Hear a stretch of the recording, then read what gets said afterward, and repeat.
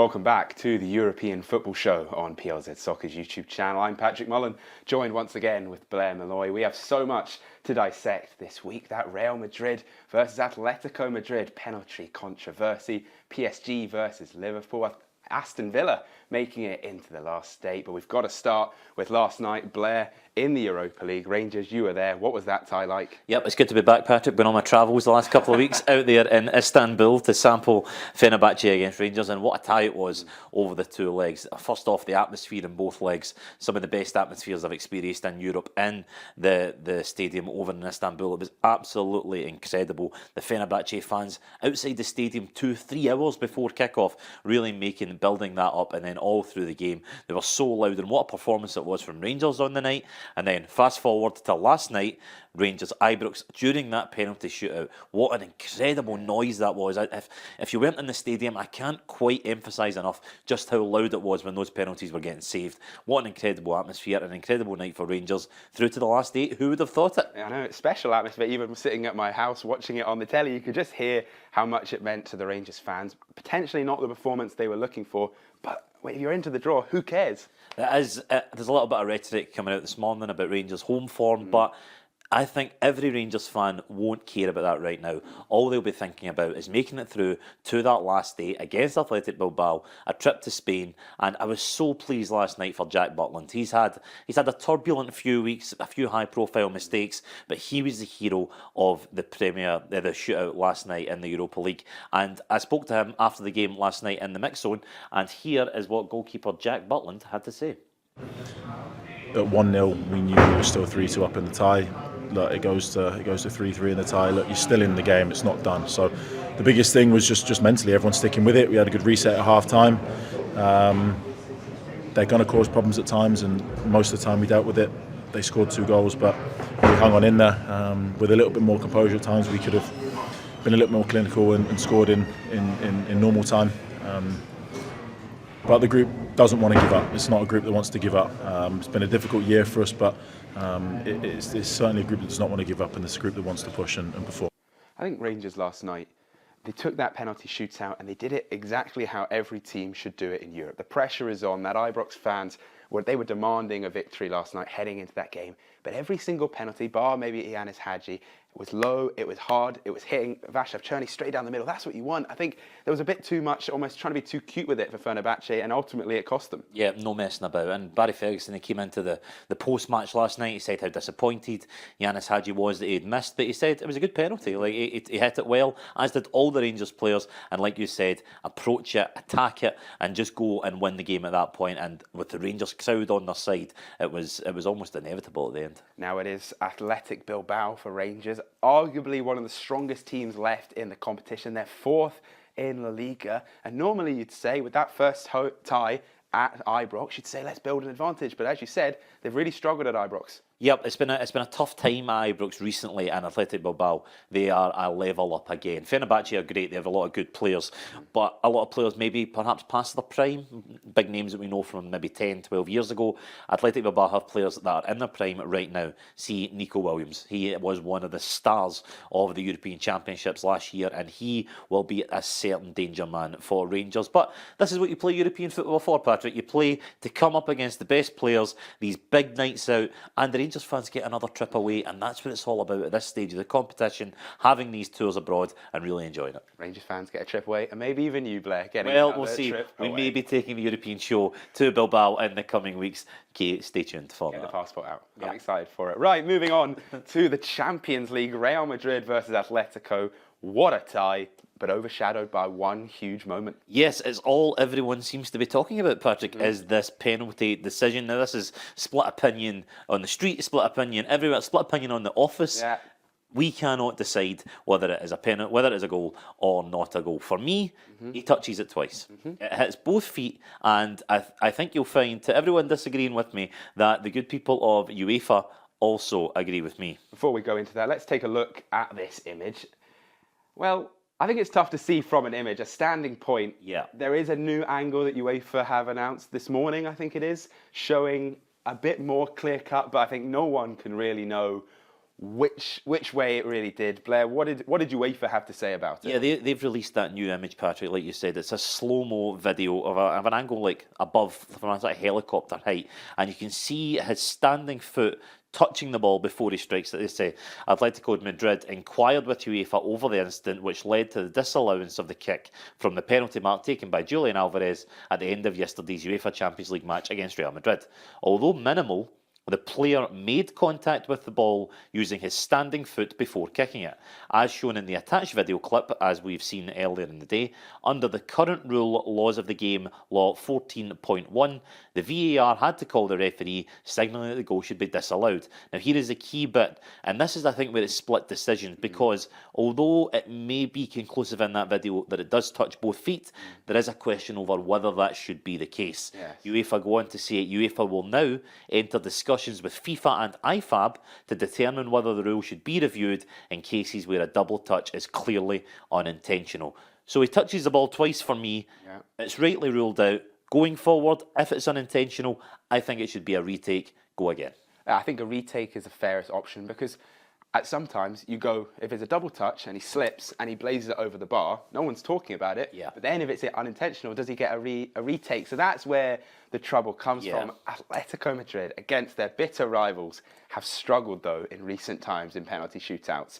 They have lost all 6 of their penalty shootouts in all competitions against their neighbours. The Atletico fans just must be thinking, can we not just try and win it once in extra time? You've really got to feel for Atletico, because they were the better team. They were the better team the other night by an absolute country mile. But Real Madrid do what Real Madrid do. They just seem to find a way in this competition all the time. Even when they don't play well, they manage to find a way through. And now they come up against Arsenal. It's going to be some tie, that.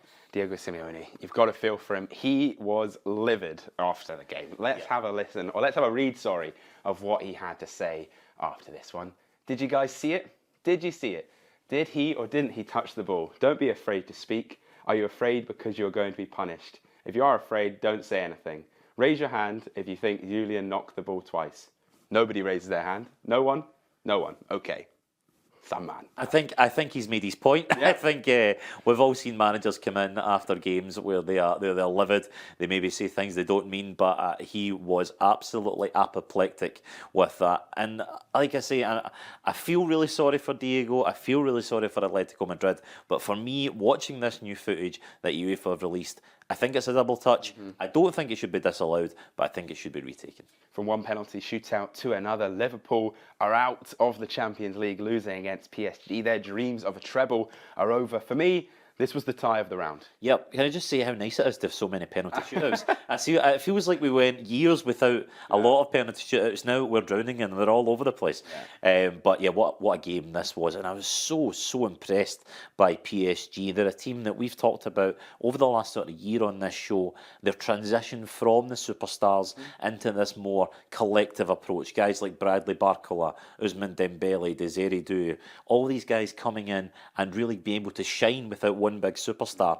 Ousmane Dembele for me is the absolute epitome of that. He's playing out of his skin this year, and maybe because he can be the star in that team, he's really thriving in it. It's incredible. You look at it, Messi, Neymar, Mbappe, it didn't work. Luis Enrique comes in, he's rebuilt this squad, and they have a really good chance to go all the way. Aston Villa in the next round, and you'd fancy them this year. Even guys like Kvici Kvaratskhelia coming in from Napoli, he's one of the most sought after players in the world, but not at a superstar level where he's coming in and overshadowing all the other players on this team. They look like a good unit, and they look like this year they could get their hands on this trophy that they have coveted more than any other trophy. This is when the takeover happened. This is what they wanted. They didn't want to win Ligue 1 in France because they knew that was effectively a given once they started throwing money at it. They wanted the European Cup. They've came close before, of course, losing out to Bayern Munich in that final a few years back, but this could be their year. I think they're now favourites for the competition, so we shall see. And getting this game of that level of stature so early in the competition, it's a result of this new format. PSG, they didn't perform so well in the group stages. Liverpool obviously topping it.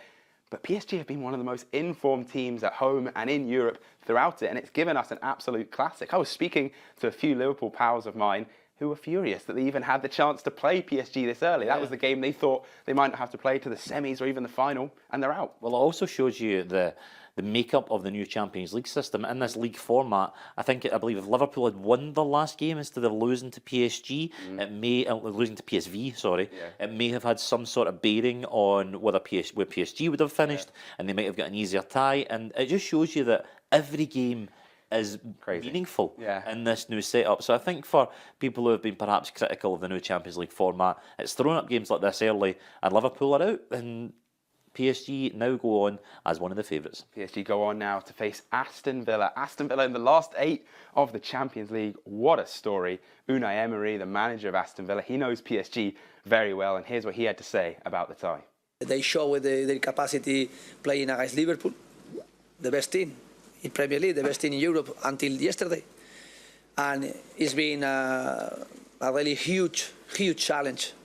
There's one player in particular I've got to talk about, Blair. It's an incredible story, especially coming from a Scot. John McGinn, joining Aston Villa in the Championship. He's now leading his side into the Champions League last 8. Like that's what you dream of. Yeah, that's football manager stuff. Yeah. That is, when he joined Aston Villa, I think everyone's seen it as, that's a great move. He's going down south from Hibs, getting into a team that were Premier League bound at the time, and a solid Premier League outfit. I don't think anyone could deny that. But I think for him to go down there to then think they could kick on to being in the Champions League quarter-finals, I think that was beyond anyone's idea of what Aston Villa could achieve. And it just shows you, with the right investment in the right players and the right management structure, a guy like Unai Emery, I think he's such a talented manager. And I think this game throws up all sorts of backstories. You look at Unai Emery when he was at PSG before, it didn't quite work out for him. He wasn't the type of manager to really handle all the egos. He came into Aston Villa. We know his pedigree with Sevilla, and he's really showing that with Aston Villa. And guys like John McGinn, who have came up through the divisions with the club, know what the club is all about. They will be relishing every single minute of games like this. And they've added that little bit of stardust in Marco Asensio, Champions League winner with Real Madrid. Could he just give them that little bit of edge? If they get past PSG, they're starting to dream. Yeah, I mean, I was just about to say that about the recruitment that they got done in January has worked for them. I think one player in particular, Marcus Rashford, called up to the England squad this morning. Yeah. He was written off at Manchester United. He hadn't been in an England squad for 3 or 4 camps, and he's getting that time, and he looks dangerous out on that left side, and it just seems to all be mixing up well. And who knows, PSG obviously away in the first leg. Could they come back and maybe cause an upset? I think talking about that recruitment point is very interesting. It's about being brave with your recruitment. I think everyone looking at John Duran going, why are you selling him? This is a guy who's scored some spectacular goals in Europe, looks like one of the hottest properties, and he goes off to Saudi and they let him go. They replace him, they use that money, they bring in, albeit on loan, Marcus Rashford and Marco Asensio, but they've backed themselves to go in there, and they've brought in Daniel Malin, of course, as well. They've backed themselves to go in there and go, we can replace these players, they can fit into our system, and we have the captain of this ship in Unai Emery that will steer us through this to potential European success. Sometimes you just got to take the money. You look at Aston Villa now, that recruitment that they've all had is a byproduct of selling Jack Grealish to Manchester City. That £100 million has allowed them to spend money they never thought was possible. And it's paying off. Champions League last 8, a tie against PSG, the money that's bringing in, the buzz around the city, it will just be unbelievable. And I just can't wait for it once again. From where they were a few years ago, like we said, when John McGinn first came to the club and they were down in the Championship, didn't know if they were going to get back up to the Premier League. These fans are in absolute dreamland right now, and I think they should enjoy every single minute of it. Four quarter-finals coming up across the 8th and the 9th of April. Bayern Munich versus Inter Milan, Arsenal versus Real Madrid, Barcelona versus Borussia Dortmund, and PSG versus Aston Villa. There's too many big names for me to even ask you, Blair, to give me a prediction. It's just going to be so tight, and I think everyone is going to be locked to their TV screens on those nights. I was waiting for it there. This was you're going to tell me who's going to make the semi-finals. I think, just as I'll add on to those quarter-finals, I think the ones that are just going under the radar are Inter Milan this year. I think they've not massively been talked about, but they're just ticking along. They're making their way here. 4th in the group stage. They've finished there.